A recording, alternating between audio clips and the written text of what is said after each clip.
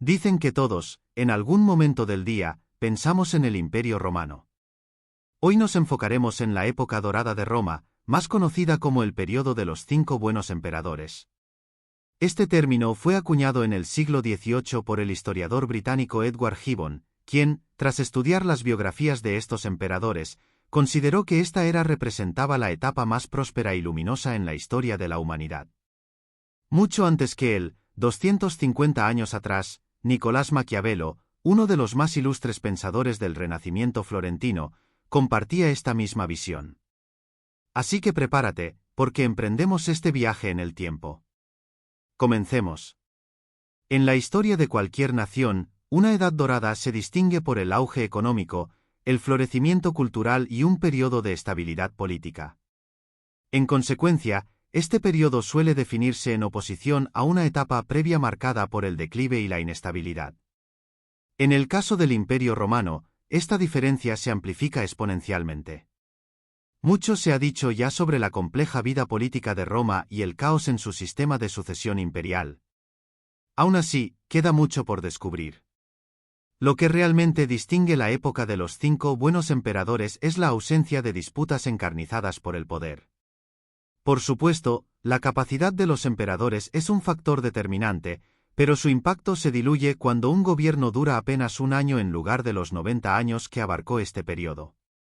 Después de todo, poco importa si se trata de un gobernante como Calígula o un líder sabio como Marco Aurelio, si su reinado se reduce a unos pocos meses, difícilmente tendrá tiempo para dejar una huella significativa. Tras el gobierno de Augusto, el Imperio Romano careció de una estructura de poder verdaderamente estable. Si bien Octavio designó un sucesor antes de su muerte, no debemos olvidar que, pese a su título, Roma aún se percibía a sí misma como una república. En teoría, una sucesión tan directa no debía ser posible. Naturalmente, el Senado, defensor de la tradición republicana, y el ejército, principal sostén del poder imperial, comenzaron a disputarse la autoridad. En este contexto, los emperadores más hábiles lograron mantenerse en el poder durante periodos relativamente prolongados, como ocurrió con la dinastía Julio-Claudia, iniciada por el propio Augusto. Sin embargo, esta misma línea dinástica también incluyó figuras como Calígula y Nerón, cuyos nombres son lo suficientemente conocidos como para ilustrar la naturaleza convulsa de la época. Para el año 69 después de Cristo, el caos político alcanzó su punto máximo con el llamado Año de los 4 Emperadores, tras el cual surgió la dinastía Flavia. Este nuevo linaje imperial se caracterizó por una tendencia marcadamente autoritaria. Si bien su fundador, Vespasiano, logró poner fin a la guerra civil y estabilizar el imperio, su hijo Domiciano gobernó con un estilo abiertamente dictatorial, ganándose la reputación de ser un líder despiadado y, en general, poco apreciado. Lo más problemático de Domiciano fue su negativa a compartir el poder con el Senado, una actitud que en Roma era vista casi como un sacrilegio. Como suele ocurrir, la situación no era tan simple, hubo intrigas dignas de una tragedia teatral, pero, en términos generales, el Senado percibió en él una amenaza directa. Por ello, en el año 96 después de Cristo, un grupo de conspiradores lo asesinó en sus propios aposentos. Sin embargo, el problema no terminaba ahí. El sistema político romano aún necesitaba la figura de un emperador, y la Guardia Pretoriana no permitiría que el poder se disolviera sin consecuencias. Así, se optó por elegir a Nerva, un anciano senador de gran prestigio, aunque su perfil parecía, cuanto menos, inusual para el cargo. De hecho, es posible que muchos ni siquiera hayan oído hablar de él, pero, a pesar de ello, Nerva es el primero en la lista de los 5 buenos emperadores, lo que sugiere que los planes del Senado no salieron exactamente como esperaban. Su reinado fue breve, de menos de 3 años, lo que explica en parte su escasa notoriedad histórica. Pero entonces, ¿qué hizo que este anciano ingresara en este selecto grupo? Nerva asumió el poder con la tranquilidad de alguien que no había nacido con un derecho divino a gobernar. Su llegada al trono no fue producto de una ambición desmedida, sino el resultado de un acto consciente de sucesión. En Roma, la adopción imperial representaba una transferencia deliberada del poder a alguien considerado digno, sin que la sangre o el linaje determinaran su derecho a gobernar. Desde el primer momento, Nerva comprendió que su reinado sería breve, ya fuera por su avanzada edad o por la constante amenaza que representaban el Senado y el ejército. Por ello, no perdió tiempo y se enfocó de inmediato en dos tareas fundamentales: encontrar un sucesor capaz y fortalecer las bases del imperio para su heredero. Uno de sus primeros logros fue la implementación de un sistema fiscal más transparente, una medida que aumentó su popularidad entre la plebe sin comprometer su prestigio entre las élites. En segundo lugar, Nerva tomó una decisión crucial: eligió como sucesor a Trajano, un miembro de una noble familia hispana y sobre todo, un comandante experimentado y respetado. Su candidatura era ideal, ya que gozaba del respaldo del ejército, provenía de una familia aristocrática y además, compartía la visión de equilibrar el poder con el Senado. Con esta elección, todos salieron beneficiados. El imperio aseguraba una transición estable, el ejército tenía un líder capaz y el Senado veía garantizada su influencia en el gobierno. Así, en el año 98, Nerva pudo retirarse con tranquilidad, dejando Roma en manos de su sucesor. Trajano, a diferencia de su predecesor, alcanzó una fama mucho mayor, especialmente por sus campañas militares. Bajo su mandato, el Imperio Romano alcanzó su máxima expansión territorial, un reflejo directo de su habilidad como estratega. Su mayor hazaña fue la conquista de Dacia, territorio que corresponde a la actual Rumanía. Los dacios, un pueblo ya extinto, eran parientes lejanos de los griegos y albaneses, y representaban un desafío militar que Trajano supo superar con maestría.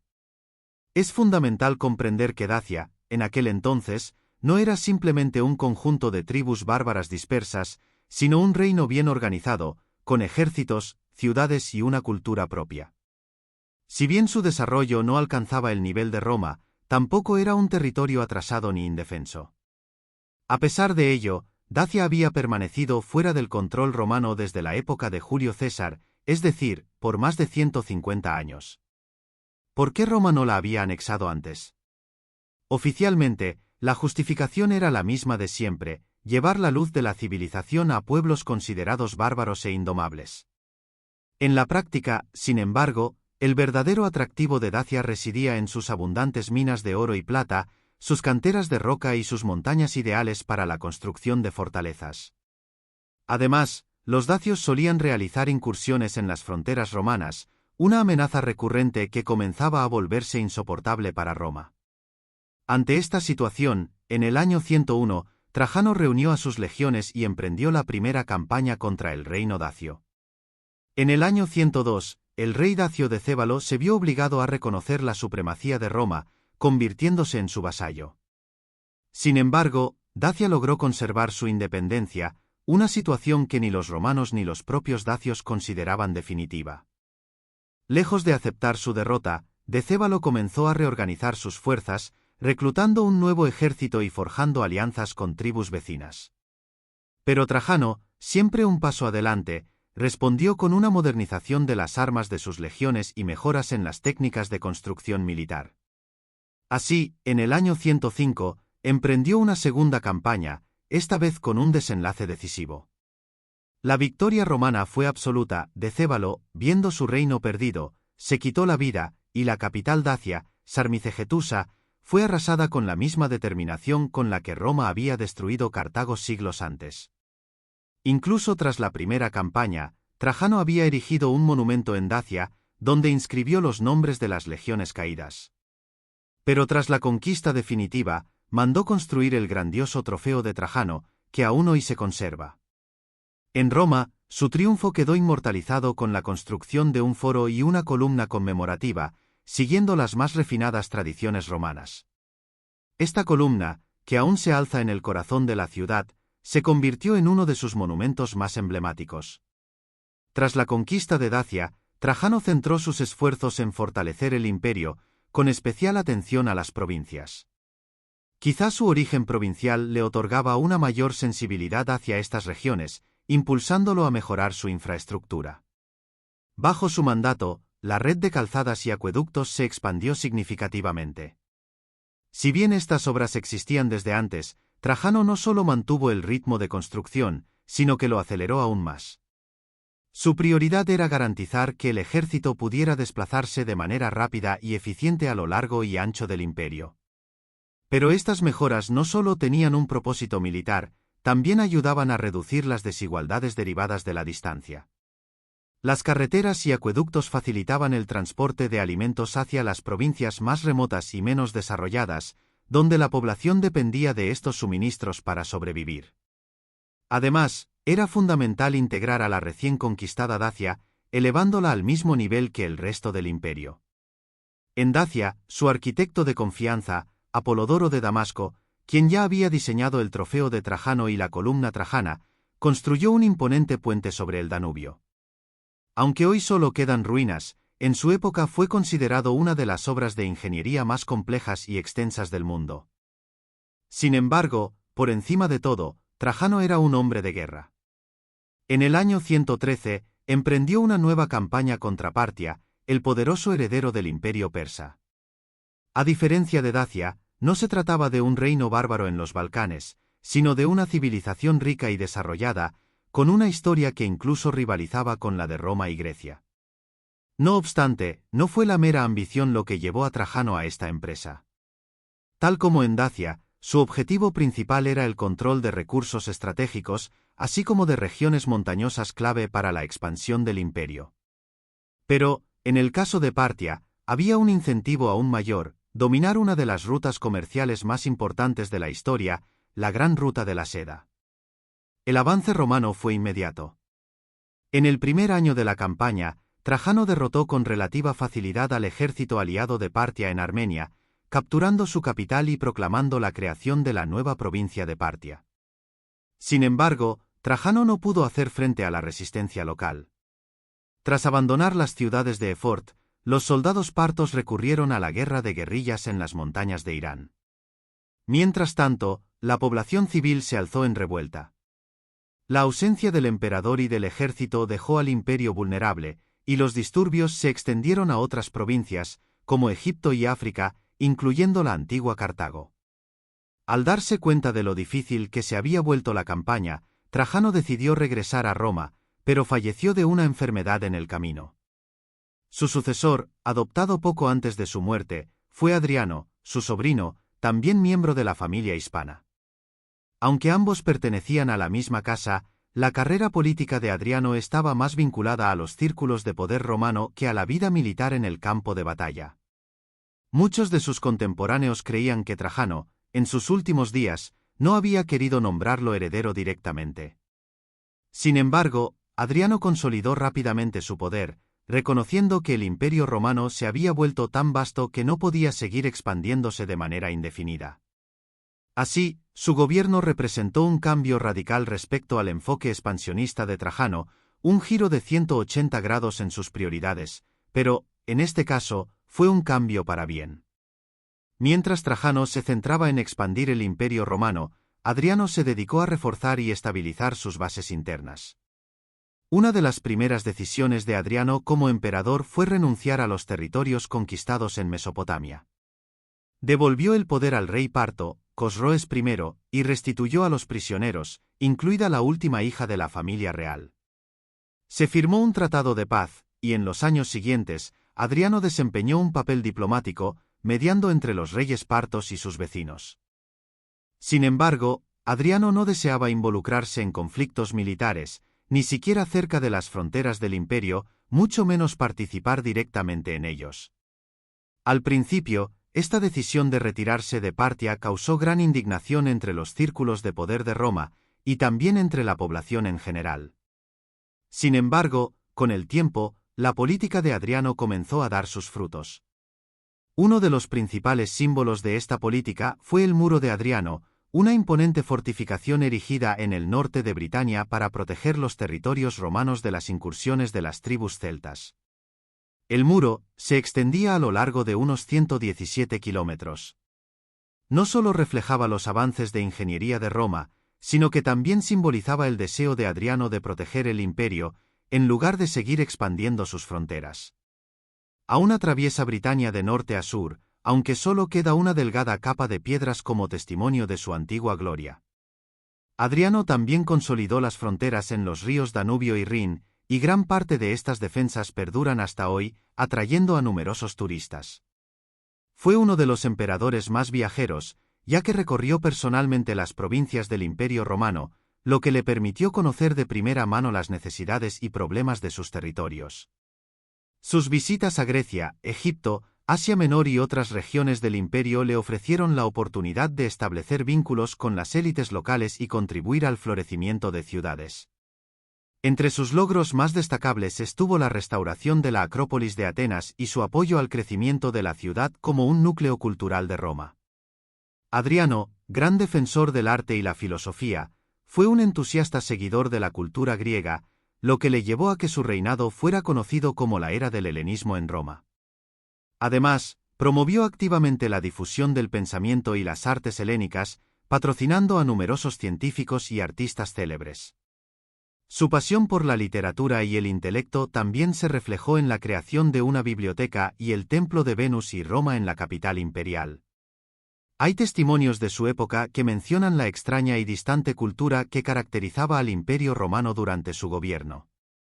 También se sabe que Adriano tuvo un amante, Antínoe, lo que marcó el inicio de la construcción de varios monumentos en Roma en su memoria. Más de un centenar de esculturas de Adriano han llegado hasta nosotros. En Egipto, a orillas del Nilo, donde falleció el joven Antínoe, se fundó la ciudad de Antinópolis, sobre las ruinas de la antigua Cardia egipcia, que fue rebautizada en su honor. Este acontecimiento causó revuelo entre la élite romana, pero en general, la imagen positiva del emperador provocó el rechazo de la población romana. Además, en el año 132, en Judea, el surgimiento de Simón Bar Kokhba, conocido como el Hijo de la Estrella, llevó a Adriano a la decisión de reconstruir el Templo de Jerusalén, que había sido destruido por Roma durante la ocupación de la ciudad en el año 70, y erigir en su lugar un templo griego dedicado a Júpiter. Los judíos no toleraron tal profanación, lo que desató una creciente ira que pasó de simples altercados en las calles a una verdadera guerra de guerrillas. Fueron necesarios 4 años para sofocar la revuelta, tras lo cual los judíos del Imperio Romano empezaron a ser perseguidos por sospechas de apoyo o simpatía hacia los rebeldes. Por supuesto, muchos de ellos se unieron a la resistencia. La ciudad de Jerusalén fue reconstruida según el estilo helenístico, y a los judíos se les prohibió el acceso. La provincia de Judea pasó a llamarse Siria-Palestina y Jerusalén fue renombrada como Aelia Capitolina. La situación en Judea, sin embargo, fue difícil para Adriano. A pesar de que, en general, no era partidario de la violencia y la veía como un mal necesario, el levantamiento de Bar Kokhba tuvo un impacto negativo en su salud. Hacia el final de su vida, se volvió más severo, pero siguió aferrado a sus políticas. Aunque su biografía contiene algunos episodios oscuros, su gobierno se caracteriza por haber sido uno de los más sólidos y pacíficos en la historia del Imperio Romano. En 138, Adriano falleció, dejando como sucesor a Antonino Pío, hijo de un noble senador romano. Antonino, antes de acceder al poder, ya había desempeñado roles importantes como senador y cónsul en la provincia de Asia, la actual Turquía. Su reinado puede describirse en pocas palabras, una monótona continuación del gobierno de Adriano. Era un hombre de gran poder, que siguió con precisión las políticas de su predecesor. Sin embargo, en su tiempo, apenas ocurrieron eventos significativos, salvo algunos levantamientos en las fronteras del imperio, los cuales fueron sofocados sin que el emperador se involucrara activamente. No obstante, esto no debe verse como una crítica, pues, en muchos casos, la paz es preferible a la guerra. Antonino Pío no actuó de forma impulsiva durante su reinado, más bien, se caracterizó por su falta de acción. Los levantamientos fueron a menudo sofocados rápidamente. Además, el emperador amplió su control en Bretaña al construir el muro de Antonino, un poco al norte del de su padre adoptivo. Aunque la muralla no tuvo un gran impacto, los territorios que protegía eran poco útiles y nadie estaba dispuesto a defenderlos, por lo que las legiones regresaron rápidamente a la antigua frontera detrás de la muralla de Adriano. En cuanto a lo relevante, Antonino se dedicó especialmente al ámbito jurídico de la vida romana. Por primera vez, se estableció la presunción de inocencia, un concepto fundamental en el sistema judicial moderno. Además, Antonino cesó la persecución de los judíos, permitiéndoles la libertad de confesarse y eliminando la prohibición de varios rituales no comunes en la cultura romana y griega, como la circuncisión. De manera similar, se relajaron las restricciones hacia los cristianos, quienes dejaron de ser arrojados a los leones en el Coliseo. Antonino también apoyó activamente a científicos, filósofos y artistas de diversas épocas. Su reinado se puede describir como una era de florecimiento cultural e intelectual, aunque de menor magnitud que la helenización que tuvo lugar bajo Adriano. Uno de los mentores de Antonino fue el filósofo estoico Epicteto. Su reinado fue tan pacífico y estable que el historiador inglés Edward Gibbon más tarde lo describió como el auge del siglo de plata del Imperio Romano. La estabilidad bajo su gobierno permitió un florecimiento del imperio, alcanzando la sociedad romana su mayor nivel de prosperidad. Pocos años antes de su muerte, Antonino adoptó a Marco Aurelio, proveniente de una familia senatorial de hispanos, y a Lucio Vero, de una familia de cónsules etruscos. Tras la muerte de ambos emperadores en 161, Marco Aurelio y Lucio Vero continuaron gobernando juntos. Aunque no había grandes riquezas en el poder, como suele ocurrir, se querían como hermanos. Cuando Lucio murió en la batalla de Partia, Marco Aurelio lo lamentó profundamente e incluso lo llevó al Panteón, un lugar sagrado equivalente a los santos padres en la mitología romana. Marco Aurelio también fue conocido como el filósofo del trono.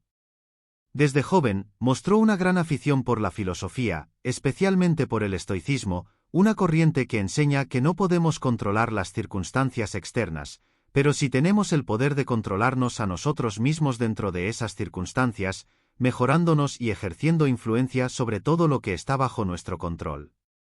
Irónicamente, esta visión del mundo, enfocada en el esfuerzo constante por hacer las cosas bien, incluso mejor, resultó ser adecuada para el periodo de su reinado. A pesar de sus esfuerzos, el destino trajo al imperio diversos tipos de desgracias que se arraigarían profundamente en su historia. La primera de estas dificultades, aunque no tan grave, fue la guerra con Partia, en la que murió Lucio Vero.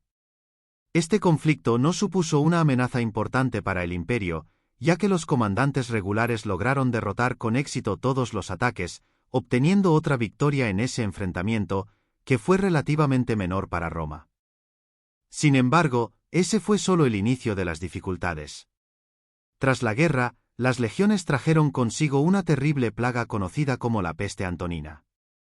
Aunque en la historia no se la considera tan devastadora como la plaga de Justiniano o la peste negra, para Roma se convirtió en un golpe devastador. Según diversas estimaciones, la población del imperio se redujo entre 5 y 10 millones de personas durante los más de 10 años que duró la pandemia. En algunas regiones, la población disminuyó en más de un tercio. Al percatarse de la debilidad del imperio, los pueblos germánicos, celtas y sármatas reanudaron sus incursiones en las fronteras, mientras que en algunas provincias alejadas comenzaron nuevos levantamientos. Teniendo en cuenta las guerras, las incursiones, los levantamientos y por supuesto, la peste, la población del imperio disminuyó de 60 millones al inicio del reinado de Marco Aurelio a 40 millones al momento de su muerte. A pesar de todo este caos, Marco Aurelio no se rindió. Personalmente lideró las tropas en las campañas contra los germanos y sármatas en las fronteras a lo largo del Danubio, pasando gran parte de su reinado en el frente. Al mismo tiempo, continuó participando activamente en la política interna, tratando de mejorar el sistema judicial, implementando reformas fiscales y apoyando a las clases bajas de la población. Durante los periodos de descanso, incluso logró escribir un libro de reflexiones, que se convertiría en una de las obras más destacadas del estoicismo. No es sorprendente, dada la carga de pruebas que llevaba sobre sus hombros y la manera heroica en que las enfrentó. Su filosofía le enseñó a mantener una actitud serena incluso en tiempos difíciles y a trabajar constantemente con lo que tenía a su disposición. Desafortunadamente, fue Marco Aurelio quien se convirtió en el último emperador de la Edad de Oro del Imperio Romano. Decidió romper con las tradiciones que habían perdurado durante casi un siglo, y en lugar de adoptar un sucesor digno, le dejó el poder a su hijo biológico, Cómodo, quien, desde su niñez, había vivido en el lujo y no compartía la ideología filosófica de su padre respecto al poder. En el siglo III, Roma entró en otra crisis similar a la que había enfrentado 100 años antes. Así, la Edad de Oro se convirtió en un mero intervalo antes de una mayor decadencia. Por supuesto, no fue esta la única causa de la decadencia del imperio, pero quién sabe cómo habría sido el destino del mundo si Marco Aurelio no hubiera tenido un hijo, sino un digno sucesor adoptado. Y así concluye nuestro viaje por la época dorada del Imperio Romano. Si te ha gustado este recorrido por la historia de los 5 buenos emperadores, no olvides suscribirte para no perderte los próximos vídeos llenos de curiosidades y análisis históricos. ¡Hasta la próxima!